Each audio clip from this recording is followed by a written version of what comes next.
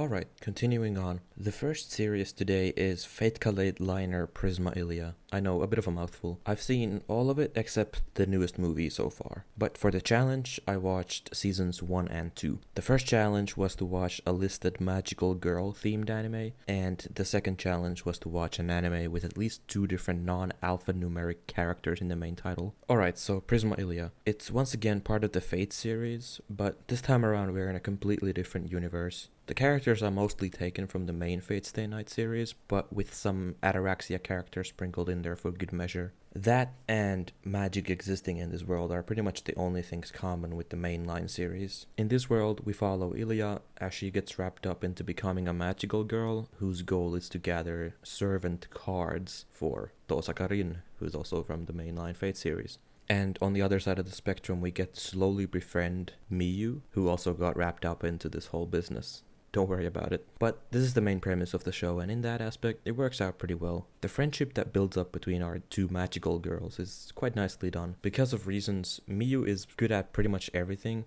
but has no social skills, whereas Illya is open and social and all that.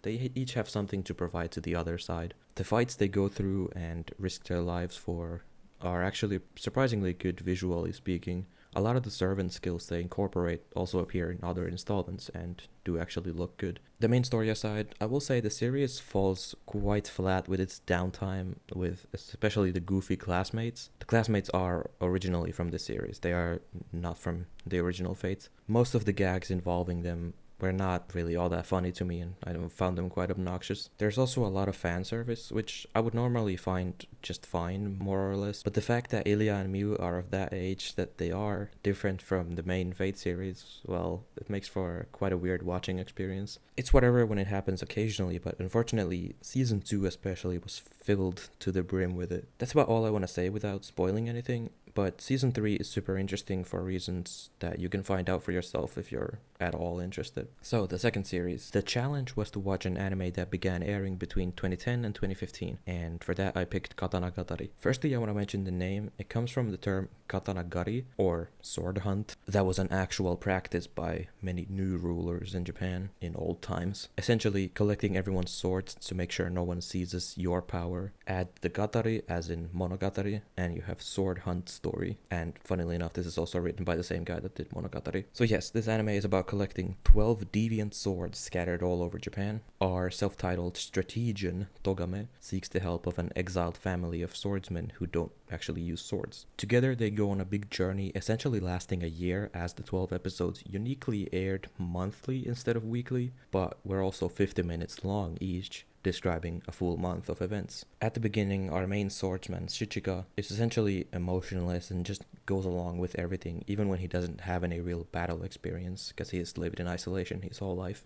Over time, Shichika and Togame both grow from each other's company and they become quite the formidable duo. That's the extent of the main story, besides like other third parties that are also trying to get involved in the sword hunt. But yeah, uniquely, this is a rare adaptation of a Nishio Isin work not done by Shaft, and that shows in the art style that is unlike anything I've seen, in a positive way. I really enjoyed the variety of the sword owners and the methods to obtain swords from these sword owners. It's not always just, oh, go and fight and just get the sword. With the longer episodes, they also had more time to build up information until the climax. The soundtrack also was quite good, with some contributions by Lotus Juice and Supercell, to name a few. Overall, interesting collectathon anime with good character dynamics and clean audio visuals. I liked it.